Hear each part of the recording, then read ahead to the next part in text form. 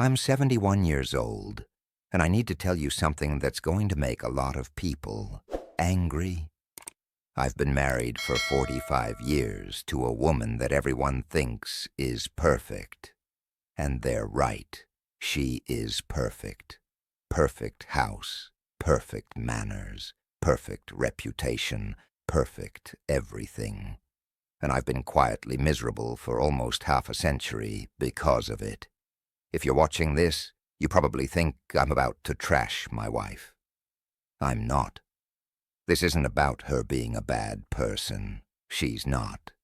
She's actually a good person by every measurable standard. That's what makes this so much harder to explain. That's why I've kept quiet for 45 years.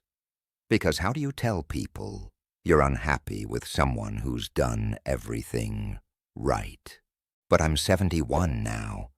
I don't have another 45 years to waste staying silent. And I'm making this video because I see so many young people making the exact same mistake I made. They're marrying the right person instead of the right person for them. And they don't realize until it's too late that there's a difference. A massive, life-destroying difference. Let me tell you how this happened.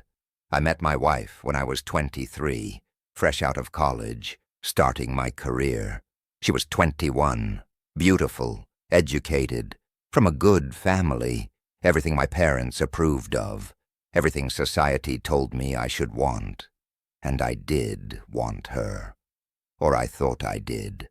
Looking back now, I'm not sure I knew the difference between wanting someone and wanting the life they represented. We dated for 2 years. Got engaged. Everyone was thrilled. My parents loved her. Her parents loved me. Our friends said we were the perfect couple. And I believed them. I believed that if everyone else thought we were perfect together, then we must be. I ignored the small voice in my head that kept whispering that something felt off. That voice got quieter over time. Eventually, I couldn't hear it at all. We got married in 1980, big wedding, 200 guests, everything perfect, the dress, the flowers, the venue. I remember standing at that altar, watching her walk down the aisle and feeling nothing. Not joy, not excitement, just this strange numbness, like I was watching someone else's wedding. I told myself it was just nerves, that this was normal, that love would grow. 45 years later, I'm still waiting for it to grow. Before I tell you the 6 things that made me miserable, I need you to understand something. My wife didn't abuse me. She didn't cheat on me. She didn't do anything that would give me a legitimate reason to be unhappy. That's what made it so insidious. That's what kept me trapped for 45 years. Because how do you leave someone who's done nothing wrong? How do you end a marriage when your only complaint is that you're slowly dying inside? Here are the 6 things. 6 seemingly small things that, over 45 years, turned my life into a prison I built with my own hands. Number 1, she never disagreed with me. This sounds like a dream, right? A wife who never argues, who always goes along with what you want. Let me tell you, it's a nightmare. A slow, suffocating nightmare. In 45 years of marriage, my wife has never once had a strong opinion that contradicted mine. Never once stood her ground on something she believed in. Never once fought with me about anything meaningful. And at first, I thought this was wonderful. Finally, a peaceful relationship. No drama, no conflict. But here's what I didn't realize. Without disagreement, there's no real connection. When someone agrees with everything you say, one of 2 things is happening. Either they have no opinions of their own, or they're hiding their real opinions from you. Either way, you're not in a relationship with a real person. You're in a relationship with a mirror, and mirrors can't love you back. I'd come home and say, I think we should move to Denver. She'd say, that sounds wonderful. I'd say, actually, maybe we should stay here. She'd say, yes, you're probably right. I'd ask her what she wanted for dinner. She'd say, whatever you want. I'd ask her what she thought about a political issue. She'd say, I agree with you completely.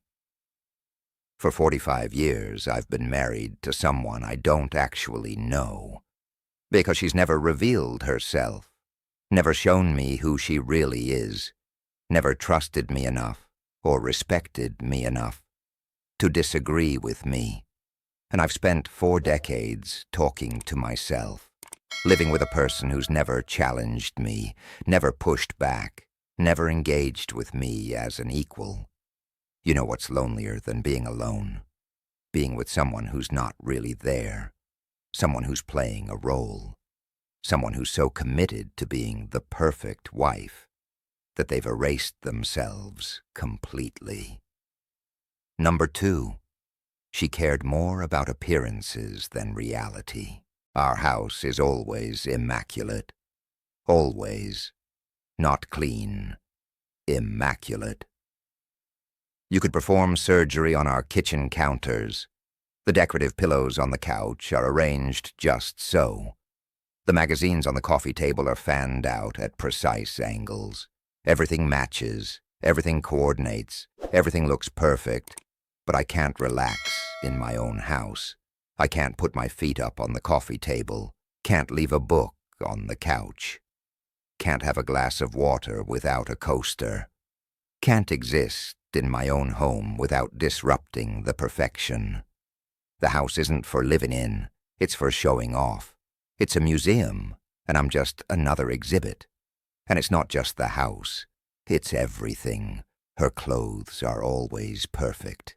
Her hair is always perfect. Her makeup is always perfect. We can't leave the house without her spending an hour getting ready. Because what would people think if she looked less than perfect? We've been invited to spontaneous gatherings, friends calling to say, hey, we're having people over, come on by. And she'd say no, every time, because she didn't have time to prepare, didn't have time to look perfect. Better to miss out on life than to risk someone seeing her looking less than magazine ready. I wanted to go camping once, just once. Rent an RV, visit some national parks, sleep under the stars. She looked at me like I'd suggested we live in a dumpster. Where would I shower? How would I do my hair? What would I wear? Not, that sounds fun, or let me think about it. Just immediate horror at the thought of being somewhere that didn't have perfect conditions. 45 years of caring more about what things look like than what they feel like. 45 years of performance over presence. 45 years of prioritizing the opinion of neighbors and strangers over the experience of actually living. Number 3. We never had real conversations. My wife can talk for hours about the neighbors, about what she saw at the store, about some articles she read about organizing closets, surface-level observations about surface-level things. But try to have a real conversation about feelings, about fears, about dreams, about anything deeper than dinner plans, and she shuts down completely. I've tried. God knows I've tried. I'd say, are you happy? She'd say, of course. Why wouldn't I be? I'd say, I mean really happy. Like if you could do anything, what would you do? She'd look confused. I am doing what I want to do. I'd press further. But if you could change one thing about your life, what would it be? She'd get uncomfortable, change the subject, start talking about needing to call the plumber. In 45 years, I don't think I've ever had a conversation with my wife that left me feeling understood, or that helped me understand her better. We talk constantly about schedules and groceries and household maintenance, but we never actually communicate. We exchange information, not intimacy. I don't know what she dreams about. I don't know what she fears. I don't know what gives her life meaning, or what keeps her up at night, or what she thinks about when she's alone. After 45 years of marriage, she's still a stranger to me. A polite, pleasant stranger who shares my house and my name, but not my inner life. And the worst part, she doesn't seem to want anything deeper. When I try to go deeper, she pulls back, makes a joke, changes the subject, acts like I'm being weird for wanting to connect on a level beyond discussing whether we need more laundry detergent. Number 4, she turned our children into performance projects. We have 3 children, all grown now, all successful, all perfect, just like their mother wanted. Perfect grades, perfect extracurriculars, perfect colleges, perfect careers, perfect lives, and all 3 of them are in therapy, trying to undo the damage of being raised as trophies instead of human beings. My wife didn't love our children. She curated them. Every decision was about how it would look, what college would sound most impressive, what activities would look best on applications, what achievements would make the best conversation topics at dinner parties. Our oldest wanted to be an artist, had real talent, loved painting, would spend hours in her room creating these beautiful, expressive pieces, and my wife shut it down. Art isn't a career.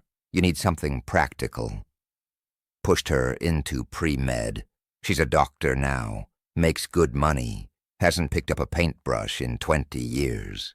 And when I see her at holidays, I can see the resentment in her eyes, not just at her mother, at me too, for not fighting harder to protect her dreams.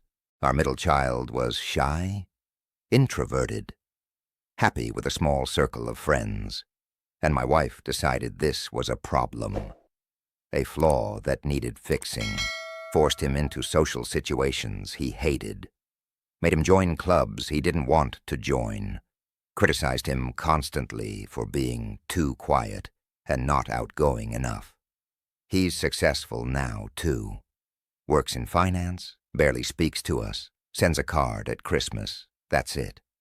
Our youngest tried to please her, really tried, did everything right. Perfect student, perfect athlete, perfect daughter. And she's the most miserable of all 3, because she's still trying to be perfect, still trying to earn approval that will never come, still measuring her worth by achievements instead of by who she is as a person. I watched this happen. For years, I watched my wife turn our children into projects, into reflections of her own need for perfection, and I didn't stop it. I'd raise concerns, and she'd dismiss them. I'm doing what's best for them. You're too soft. They need structure. They need to be pushed. And I'd back down, every single time, because it was easier than fighting, easier than standing up to her. Now our children are damaged. They're adults now, dealing with anxiety and depression and perfectionism and fear of failure. They're successful, but not happy. They have impressive resumes, but not fulfilling lives. And I'm complicit in that. I let it happen. I chose peace over protecting my children. Number 5, physical intimacy became a transaction. I'm going to be blunt here because I'm too old to dance around uncomfortable truths. Sex in my marriage has been, for 45 years, something my wife does for me. Not with me, for me. Like a chore. like doing the dishes or folding laundry. Something to check off a list. It started early. The passion I thought we'd have as newlyweds never materialized. She'd participate, but there was no enthusiasm, no desire, no connection, just compliance. And I told myself that was normal, that women didn't enjoy sex as much as men, that this was just how marriage worked. But over the years, it became clear that it wasn't about sex. It was about intimacy in general. She didn't want to be close, didn't want to be vulnerable, didn't want that kind of connection. Physical intimacy requires letting someone see you, really see you. And she spent our entire marriage hiding. And here's what killed me. She'd initiate sometimes. Not because she wanted to, but because she thought she should. Because it had been a while and she felt obligated. And somehow, that was worse than rejection. Being made love to by someone who's just going through the motions. Being with someone physically while being completely alone, emotionally. I'd try to talk about it. Do you even want this? She'd get defensive. Of course I do. Why would you ask that? But I could feel the lie. Could feel her somewhere else, even when she was right there. Could feel her counting down the minutes until it was over, and she could go back to being the person she pretended to be.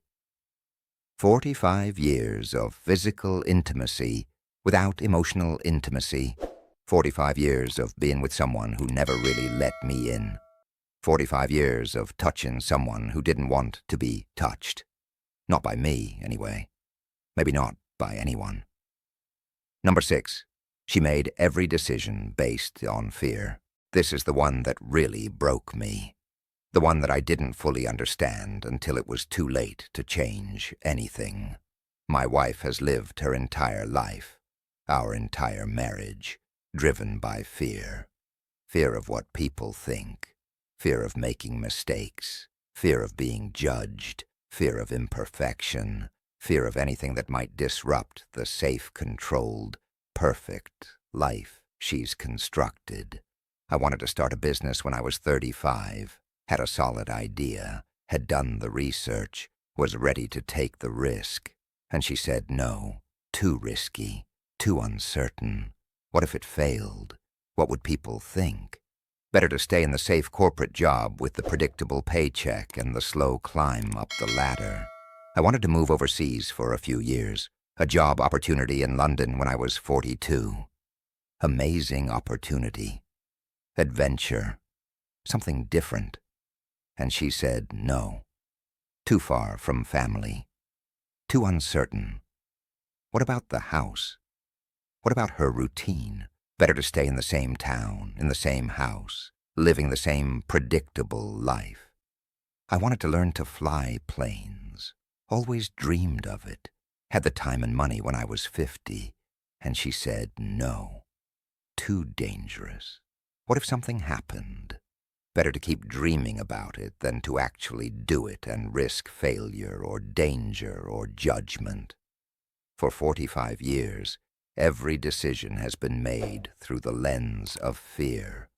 Every opportunity evaluated based on what could go wrong instead of what could go right.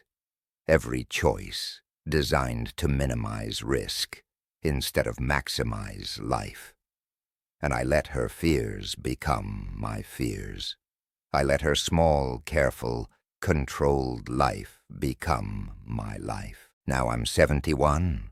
I never started that business, never lived overseas, never learned to fly, never took the risks I wanted to take, never lived the life I could have lived. Because I married someone whose entire existence is built on avoiding anything that might be uncomfortable or uncertain or imperfect. And here's what I need you to understand. These 6 things didn't make me miserable all at once. They accumulated, slowly, quietly, one small compromise at a time, one conversation avoided, one dream postponed, one moment of inauthenticity normalized, until 45 years had passed and I woke up one day realizing I'd spent my entire adult life living someone else's version of what my life should be. I'm not saying my wife is a bad person. She's not. She genuinely believes she's been a good wife. By the standards she was raised with, she has been. She kept a perfect home, raised successful children, never embarrassed me, never caused problems, did everything right according to the rule book she was given. But perfect and right are not the same as real and authentic and alive. I've spent 45 years in a marriage that looks perfect from the outside. Friends envy us. Our children's friends wish their parents had a marriage like ours. Neighbors point to us as relationship goals. And it's all a lie? A beautiful, perfect lie that's cost me my one shot at living authentically. You want to know the worst part? I'm complicit in this. I chose this. Every single day for 45 years, I chose to stay. Chose to be quiet. Chose to accept surface over depth. Chose to prioritize her need for perfection over my need for connection. Chose comfort over courage. I can blame her for being who she is, but I'm the one who stayed with someone I wasn't compatible with. I'm the one who ignored every red flag. I'm the one who chose wrong and then spent 4 decades pretending I chose right. Let me tell you what I should have done, what I wish I'd done when I was 25, and standing at that altar feeling nothing. I should have stopped the wedding. Right there. Should have said, I can't do this. Something's wrong. I don't feel what I should feel. Would it have been embarrassing? Yes. Would people have been angry? Absolutely.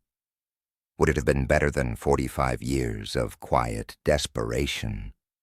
Without question, or failing that, I should have left after 5 years, after 10, after 20. At some point when I still had enough life left to start over, to find someone I actually connected with, someone who wanted depth instead of perfection, someone who was willing to be real instead of right, someone who chose life over fear. But I didn't. I stayed, and I stayed, and I stayed, because leaving felt harder than staying, because I didn't want to admit I'd made a mistake, because I didn't want to disappoint people, because I didn't want to be judged, because I was afraid. And now I'm 71, and I don't have time to start over. This is it. This is my life. This perfect, miserable, wasted life. If you're young and you're in a relationship that feels wrong, listen to that feeling. Don't ignore it. Don't rationalize it. Don't tell yourself it will get better. Don't marry someone hoping they'll change. Don't marry someone hoping you'll learn to be satisfied with less than what you need. If you're in a relationship where you can't be yourself, get out. If you're with someone who cares more about appearances than authenticity, get out. If you're with someone you can't have real conversations with, get out. If you're with someone who makes decisions based on fear instead of possibility, get out. If you're with someone who doesn't see you, really see you, get out. I don't care if they're a good person. I don't care if your parents approve. I don't care if it looks good on paper. I don't care if breaking up will be hard. Breaking up is temporary pain. Staying in the wrong relationship is permanent pain. You only get one life, one shot at finding real connection, real intimacy, real partnership. Don't waste it on someone who's perfect, but wrong for you. Don't spend decades pretending. Don't sacrifice your authentic self for someone else's vision of what your life should look like. And if you're already married and you're realizing you made the same mistake I made, you have a choice I no longer have. You're not 71. You still have time. Time to have honest conversations. Time to demand more from your relationship. Time to insist on authenticity. Time to leave if things can't change. Time to choose yourself before it's too late. Yes, it's hard. Yes, it's scary. Yes, people will judge you. But living a lie is harder. Being lonely in your own marriage is scarier. And your own judgment of yourself, the regret you'll carry if you don't change course, is worse than any external judgment. I'm 71 years old. I've been married for 45 years to a woman everyone thinks is perfect. And I've been dying slowly for 45 years because perfect doesn't mean compatible. Perfect doesn't mean connected.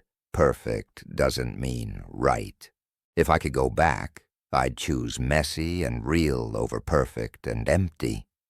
I'd choose someone who disagrees with me over someone who just reflects me. I'd choose someone who wants to live over someone who wants to look good.